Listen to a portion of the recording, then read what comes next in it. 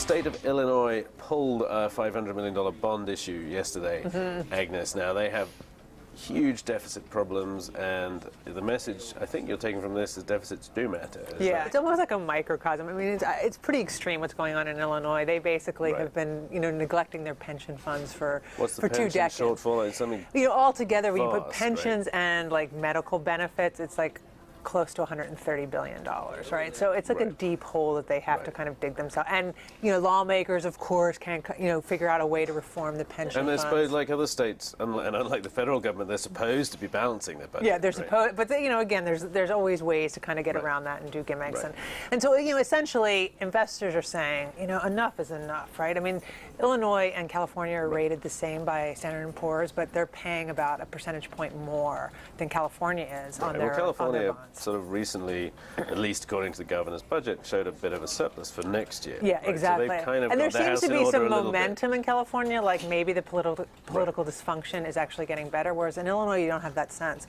And so, my takeaway too is just what we've seen with the U.S. government, the federal government, is that they've gotten a lot of leeway from the markets, right? I mean, borrowing costs are super cheap. Debt is super cheap. And again, but this is a reminder, it gets to a point where investors, you just can't ignore it anymore. It's not like Illinois had to do this, though, right? But it's a kind of drip kind of thing, right? They didn't want us to pay the extra percent or whatever exactly. it was. I mean, they don't want to. I mean, because it gets to but at some point they have to, and then if the market says no, and I mean, states are slightly different than the federal government. I mean, the federal government, frankly, has a lot more short-term debt. So if this happens to the federal government, it's a lot more complicated, right? Illinois, actually, a lot of their debt is longer dated, so they have a lot more room to maneuver. But again, it's just that reminder that at some point investors start getting fed up, particularly when the dysfunction seems to be getting at the fact that you can't fix the problem. Right. So is this one of those things anyone can predict, or is it's everything will be fine just until it isn't one day, and the whole investment community changes its mind? No, and I think this is the point.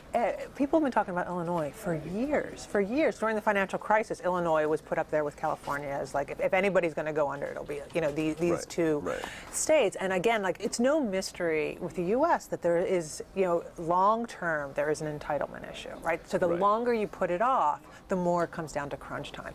In Illinois, it's crunch time. I mean, it's only 40% funded, their retirement. And there's also a contrast between, none of these comparisons are perfect, but California has kind of found ways to start to deal with it. Illinois has not. And as of yet, the federal government has not. Exactly. And the markets are making them pay for that, right? Okay. We'll leave it there. We'll be following that story, and we'll have more breaking views tomorrow.